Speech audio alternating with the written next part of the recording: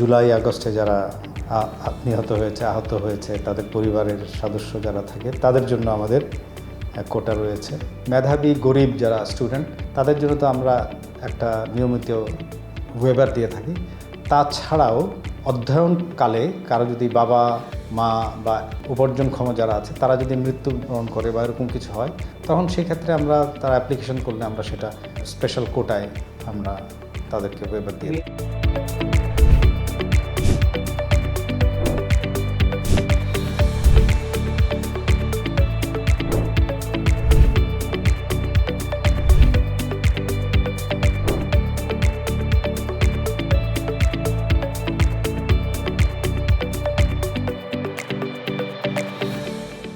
আমরা প্রথমত রেজাল্ট ভিত্তিক কিছু ওয়েবার দিয়ে থাকি। সেই ওয়েবারটা আপনার 20% থেকে 100% পর্যন্ত।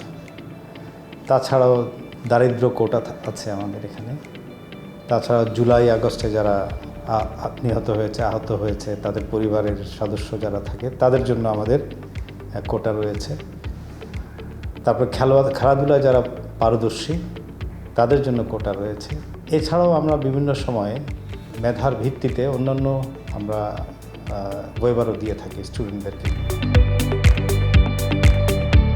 তো আমাদের কয়েকটা ইউনিভার্সিটির সাথে আমাদের এগ্রিমেন্ট আছে, মেমোরান্ডাম অফ আন্ডারস্ট্যান্ডিং আছে। সেটা একটা ইউএসএর একটা ইউনিভার্সিটি আছে, মালয়েশিয়ার দুটো ইউনিভার্সিটি আছে। তাদের সাথে আমাদের একটা এমওইউ হয়েছে। সেই ক্ষেত্রে আমাদের স্টুডেন্টরা যদি ওইসব ইউনিভার্সিটিতে যেতে চায়, সেখানে ক্রেডিট ট্রান্সফারের ফ্যাসিলিটিস রয়েছে। তাদের সাথে আমাদের একটা আন্ডারস্ট্যান্ডিং হয়েছে। এখন পর্যন্ত আমাদের 5টা ইউনিভার্সিটির সাথে আমাদের এরকম এমওইউ হয়েছে ক্রেডিট ট্রান্সফার, এবং শুধুমাত্র ক্রেডিট ট্রান্সফার না, অন্যান্য একাডেমিক এক্সচেঞ্জও আমাদের সাথে তাদের রয়েছে। যেমন আমরা সেমিনার করি, সেখানে তাদের পার্টিসিপেশন হয়। রিসার্চ যেটা হয় সেখানেও আমাদের তাদের সাথে এক্সচেঞ্জ হয়, একাডেমিক এক্সচেঞ্জগুলো হয়। এবং সবচেয়ে যেটা স্টুডেন্টদের জন্য যেটা প্রযোজ্য সেটা হচ্ছে ক্রেডিট ট্রান্সফারটা তাদের সাথে হয়। আমাদের সিলেবাসগুলো আমরা আপডেট করি, প্রতি বছর আপডেট করি। প্রতি বছর যদি কখনো সম্ভব না হলে অন্তত 2 বছরে আমরা আপডেট করি। যেমন আমি একটা উদাহরণ দিয়ে আপনাদেরকে বলি, যেমন বিজনেস অ্যাডমিনিস্ট্রেশনে আমরা ইদানিং supply chain management, technology management, এইসব সাবজেক্টগুলোকে আমরা ইনক্লুড করছি, সো দ্যাট নতুন নতুন যে বৈদেশিক চাহিদা রয়েছে বা মার্কেটিংয়ের যে চাহিদা রয়েছে, সেই চাহিদার সাথে সামঞ্জস্য রেখে আমরা এই সাবজেক্টগুলোকে আমরা বিজনেস ডিপার্টমেন্টে ইনক্লুড করছি।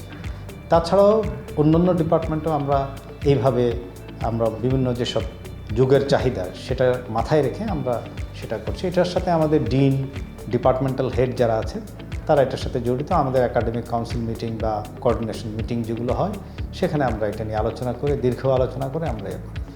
তাছাড়াও আমরা ইউজিসির দেয়া যেসব বাধ্যবাধকতা আছে, যেমন ওবি কারিকুলাম বা এসব নিয়েও আমরা ইয়ারলি একটা আপডেট আমরা করি।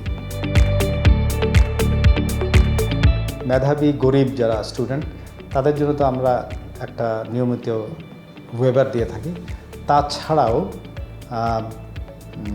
অধ্যয়নকালে কারো যদি বাবা মা বা যারা অর্জন করে, উপার্জনক্ষম যারা আছে, তারা যদি মৃত্যুবরণ করে বা এরকম কিছু হয়, তখন সেক্ষেত্রে আমরা তারা অ্যাপ্লিকেশন করলে আমরা সেটা বিওটির স্পেশাল কোটায় আমরা তাদেরকে ওয়েবার দিয়ে দিই। আমি আপনাকে উদাহরণ দিই, একটা মেয়ে কথা বলতে পারে না, সক্ষমতা কম, আমরা তাকে আমাদের ওয়েবার দিয়ে স্পেশাল কনসিডারেশন দিয়ে তার লেখাপড়ার জন্য স্পেশাল একটা সুযোগ দিয়ে স্পেশাল ক্লাসের ব্যবস্থা করে দিয়ে আমরা সেটা করছি। সুতরাং মেয়েরাও আমাদের এখানে উপেক্ষিত নয়, তারাও প্রপারলি টেকেন কেয়ার অফ।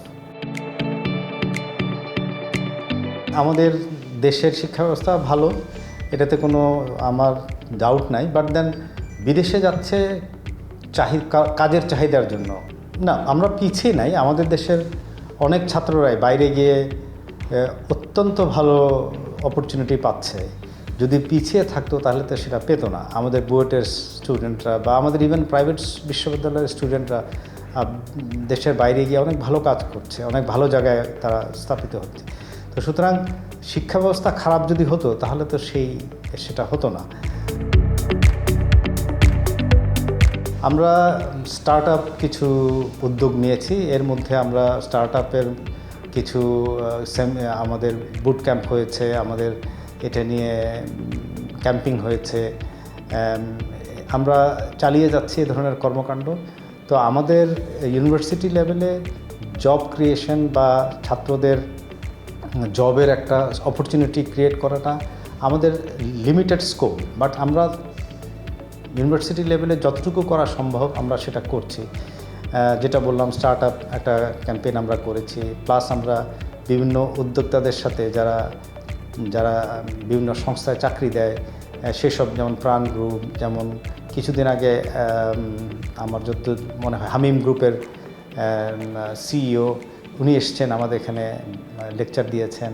তো আমরা এভাবে বিভিন্ন অর্গানাইজেশনের সাথে আমরা ইন কন্ট্যাক্ট আছি, সো দ্যাট আমাদের স্টুডেন্টরা যেন ওইসব জায়গায় একটা কাজ পেতে পারে। ফার্মেসি ডিপার্টমেন্টের অ্যালুমনাইয়ের সাথে আমাদের একটা সংযোগ আছে, তো সেখানেও তারা একটা অপরচুনিটি আমরা ক্রিয়েট করি for the students to get A job. Teachers কেন্দ্রিক গবেষণা, টিচাররা ছাত্রদের সাথে সমন্বয় করে আমরা গবেষণা, আমাদের কাজ চলছে। বিশেষ করে আমাদের pharmacy department, computer science department, triple E department, এরা গবেষণার দিকে এগিয়ে।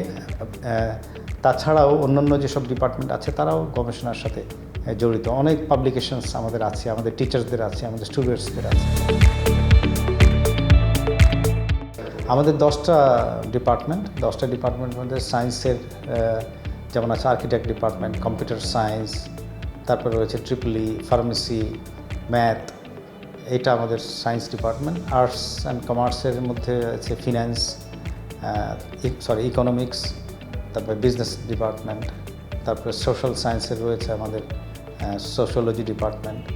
আমরা তো ভবিষ্যতে আমাদের মোটোর মধ্যে আছে সেন্টার ফর এক্সেলেন্স। আমরা আমাদের বিওটি চেয়ারম্যানের নির্দেশনা রয়েছে যে আমরা সায়েন্স বেসড একটা, টেকনোলজি বেসড একটা ইউনিভার্সিটি হিসেবে পরিচিত হতে চাচ্ছি। তো সেই জন্য সেইটা মাথায় রেখেই আমাদের কর্মকাণ্ড অব্যাহত আছে। আমাদের বিওটি এটার সাথে আমাদের সাথে জড়িত, সুতরাং আমরা ওই লক্ষ্যকে সামনে রেখেই আমরা এগিয়ে যাচ্ছি।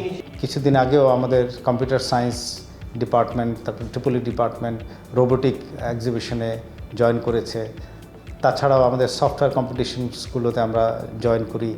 কম্পিউটার সায়েন্স ডিপার্টমেন্ট থেকে বিভিন্ন সায়েন্স কম্পিটিশনগুলোতে জয়েন করি।